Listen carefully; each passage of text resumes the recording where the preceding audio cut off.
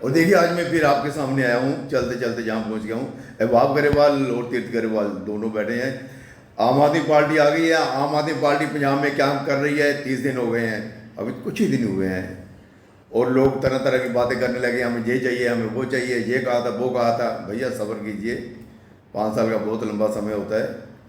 गरेवाल जी जिन्होंने जहाँ इसी इलाके में पहले वेस्ट में चुनाव लड़ा था, अहबाब गरेवाल जी, उस समय जो पब्लिक थी, हवा नहीं थी उस समय आम आदमी पार्टी की, लेकिन लोगों के दिल में था कि हम आम आदमी पार्टी को लेकर आएंगे।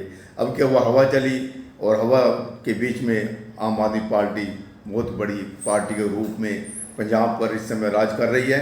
तीर्थ गरेवाल जी, इनसे सवाल करेंगे कि जो हमने सर्वे किया था, पंजाब में गए थे, लोगों से पूछा था कि आपको कौन सी पार्टी चाहिए, लोग कहते थे हमने काली भी देखी, कांग्रेस भी देखी, अब देखना है हमने आम आदमी पार्टी को। नमस्ते, सत श्रीकाल सारे श्रोता।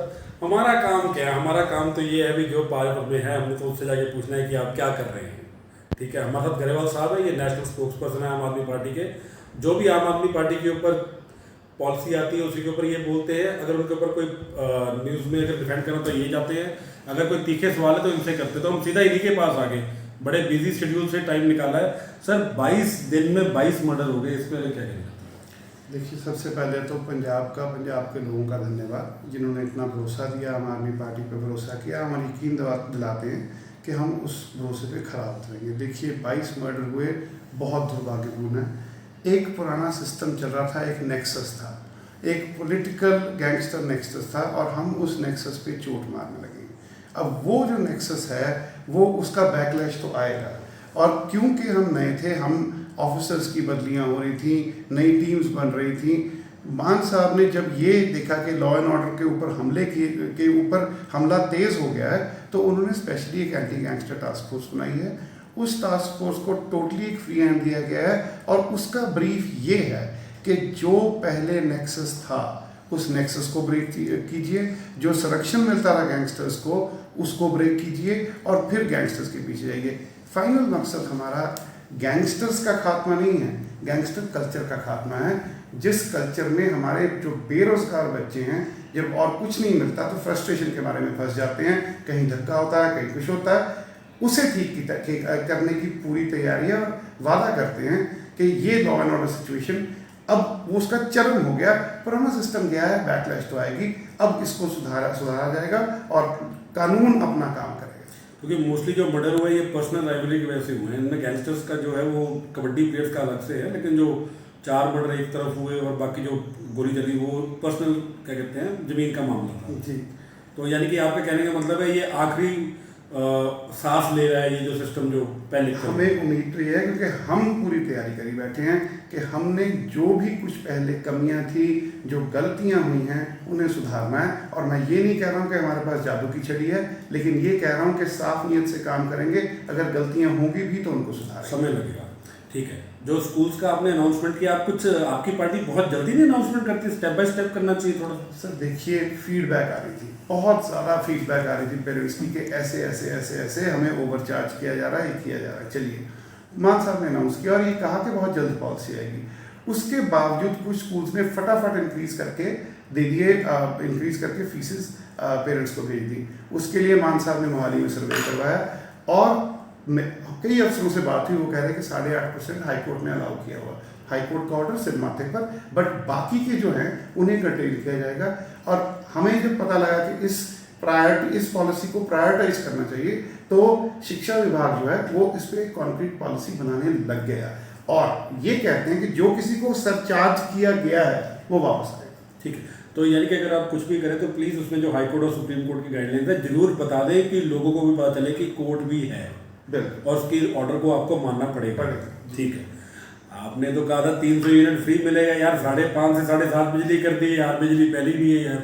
नहीं, देखिए 300 यूनिट फ्री का वादा किया था, 300 यूनिट फ्री मिलेगी। जो ये 5.5 किया गया था, चुनाव के मद्देनजर चन्नी सरकार ने irrational decisions for the last month ली थी। हम इसे रैशनलाइज कर रहे हैं, क्योंकि जो पावर परचेज एग्रीमेंट्स हैं वो इस प्रकार से किए गए हैं कि बहुत बहुत बहुत उलझन है, और जो सरकारी प्रोडक्शन है बिजली की, वो सरकारी प्रोडक्शन बिल्कुल ठप पड़ी है। अब जब तक हम एक्स्ट्रा सरकारी प्रोडक्शन बिजली की शुरू नहीं कर रहे थे, जो हमारे थर्मल प्लांट्स हैं उनकी जो एसोसिएशन हैं उनसे बात हुई है और वो कह रहे हैं कि हम 20 दिन के अंदर अपने प्लांट्स अप एंड रनिंग कर सकते हैं। जब हमारे पास एक एक्स्ट्रा स्रोत होगा तो जो मोनोपोली बन रखी है उस मोनोपोली को आप तभी चैलेंज कर सकते हैं जब आपके पास एक्स्ट्रा सोर्सेज हों। तो हम वो एक्स्ट्रा सोर्सेज पैदा कर रहे हैं। यकीन दिलवाता हूँ सबसे पहली जो कॉन्क्रीट पॉलिसी अनाउंसमेंट होगी वो यही होगी, बिजली के संदर्भ में होगी और 300 यूनिट बिल्कुल फ्री दी जाएगी। तो इसके बारे में आपकी पार्टी अपने असेंबली में ये क्यों नहीं कहती कि सिद्धू साहब तो कहते हैं मैं गया था, फिर तोड़वाए क्यों नहीं? जब 6 महीने से पूरी पावर थी उनके पास तब तोड़वाए क्यों नहीं? उसके बारे में क्लियर करें ना कि भी जो पावर एग्रीमेंट है वो लीगल उसमें फंसे हुए हैं और जो कानूनी व्यवस्था उसको टाइम लगेगा थोड़ा सा। देखिए मैं आपको एक बात बताता हूँ, क्योंकि सिद्धू साहब आपको बार बार उस पर हमला कर रहे हैं। नहीं, सिद्धू साहब ऑपोजिशन में है, ऑपोजिशन का काम होता है हमला करना, and we welcome the constructive criticism, but Sidhu साहब अभी पावर से गए हैं, पता उन्हें भी लग गया कि ये इस तरह से इन एग्रीमेंट्स को फॉर्मुलेट किया गया था कि टोटली जो प्रोड्यूसर्स थे उनके हक में था, क्योंकि पॉलिटिकल क्लास को फायदा मिल रहा था। अब हमारी प्रायोरिटी ये है कि जो हमने लोगों को राहत देनी है वो तो देनी है, बट एक कांस्टेंट और स्टैटिक और गुड इलेक्ट्रिसिटी सप्लाई कम दामों पे लोगों को प्रोवाइड करें। क्योंकि आपके पास दिल्ली का एक्सपीरियंस है रिलायंस वाला। सर रिलायंस का एक्सपीरियंस है, बट पंजाब में थोड़ा सा फ़र्क है। पंजाब में ट्रांजिट इलेक्ट्रिसिटी भी है, हिमाचल से, जम्मू कश्मीर से, कुछ उत्तराखंड से भी बिजली जो बाकी के देश को जाती है वो पंजाब से होकर गुजरती है। सो हमारे पास वो भी है, हमारे पास ये ऑप्शन भी है और हमारे पास और स्टेट से खरीदने की भी ऑप्शन है। हम ये सोच रहे हैं कि अगर आज हम जल्दी में कुछ कर दें और फिर उसका खामियाजा लोगों को 6 महीने साल बाद भुगतना पड़े, उससे यह है कि 2 महीने वेट कर लो ताकि जब भी कोई चीज़ आए इतनी पक्की आए कि उसके बाद लोगों को उसके फायदे मिले। लेकिन ग्रेवाल साहब 2 महीने में तो आपने पूरे खेतों में और ये किसानों के मोटरों पे स्मार्ट मीटर लगा देने हैं भाई। रोज खबर आ रही है क्या है? मुझे एक बात बताइए, मैं एक बात नहीं समझ पा रहा हूँ। जो बिजली है, जो मोटरों की बिजली वो ऑलरेडी फ्री है। हाँ। तो ये एक इशू बनाया जा रहा है, नॉन इशू। मेरी मोटर है, मेरी मोटर पे दो इनफैक्ट मेरे खेत में 2 मोटर चलती है, ठीक है। उसके साथ मेरा एक कोठा है जहाँ पे मेरी लेबर रहती है। वो जो लेबर है उसकी बिजली तो फ्री है नहीं, तो वहाँ पे अगर मीटर लग जाएगा, और वो तो वैसे भी 100-150 यूनिट इस्तेमाल करते हैं, वो मीटर लग जाएगा, तो इसको एक नॉन इशू को इशू बनाया जा रहा है। और आप बाहर रहे हैं, एक सिंपल सी बात बताइए, बाहर जो प्रीपेड मीटर्स होते हैं उससे एफिशिएंसी बढ़ती है, उससे लोगों को पता होता है कि मेरे पास इतना है, मैंने इतना इस्तेमाल करना। लेकिन लोग तो कहते हैं हिमाचल में पहले लगवाओ यार, बीजेपी वाले खुद लगवा ले, हमारे सर पर क्यों थोप रहे हैं? देखिए बीजेपी वाले करें ना करें, मैं तो एक बात कह रहा हूँ, हमारा बेसिक मकसद है कि हम गरीब घरों को राहत दें, 300 यूनिट फ्री दें। हमारा बेसिक मकसद है कि अनइंटरप्टेड सस्ती बिजली घरों को भी मिले, इंडस्ट्री को भी मिले। उसके लिए जो भी कदम उठाने पड़ेंगे मैं आश्वस्त करता हूँ हम उठाएंगे, और आपको आने वाले 1.5-2 महीनों में रिजल्ट्स भी सामने नजर आ जाएंगे। ठीक है, जो आप अफसर लगा रहे हैं, कहते हैं हम साफ शबी वाले अफसर लगा रहे हैं, ठीक है, और आप कह रहे हैं कि वो स्ट्रिक्ट एक्शन भी लेंगे, लेकिन आप उनको ये श्योरिटी दे सकते हैं कि जो स्ट्रिक्ट एक्शन उन्होंने लिया बाद में उनके ऊपर कोई लीगल अड़चन नहीं आएगी, जैसे टेंशन टाइम में हुआ था? देखिए मैं आपके माध्यम से सभी ब्यूरोक्रेट्स को, सारे अफसर साहबान को पहले तो ये आश्वस्त करना चाहता हूँ कि आप अपनी ड्यूटी कर रहे हैं तो आपको आपकी ड्यूटी करने से कोई नहीं रोकेगा।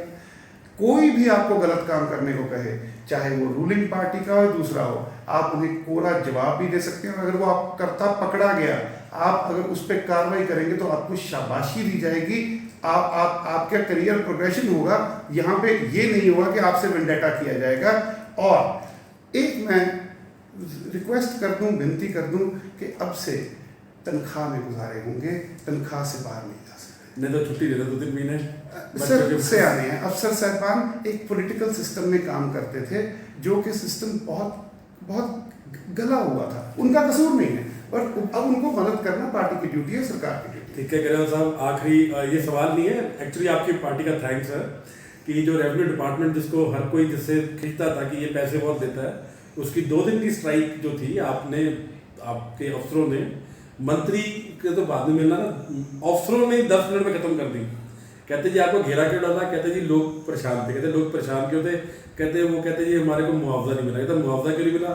कहते हैं गिरदावरी, मतलब यानी कि किसान के जो खेत खत्म हो गया तो 1 एकड़ के कहते हैं आपने 85 रुपये 86 रुपये लिखा है, वो तो रोएगा ना, और जो रोएगा वो घेरेगा आपको, आप अपना जाके काम करो। आपकी पार्टी ने 2 दिन में खत्म कर दी भाई। सर कमाल ही होगी।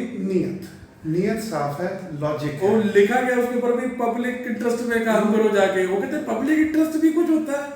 हम सारे किताब खोल के बैठे, गूगल खोल के बैठे भी जनहित क्या है भाई, जनहित क्या है भाई। जनहित वो है जो ये सरकार करेगी, जनहित वो है जिसके लिए लोगों ने हमें चुना है, जनहित वो है जो हम अगले 5 साल में करके दिखाएंगे, जो दिल्ली में किया है वो यहाँ करेंगे, और यहाँ पे पूरी सरकार है। यानी कि ग्रेवाल साहब तुम पालोगे पढ़ने हैं, पढ़ने पौने पे नहीं जी, पढ़ने पौने पे। और देखिए अभी देखिए तीर्थ गरेवाल जी और अहबाब गरेवाल जी ने बातचीत की। धन्यवाद सर, आप लोगों ने हमें बताया पार्टी के बारे में। थैंक यू, आपने बहुत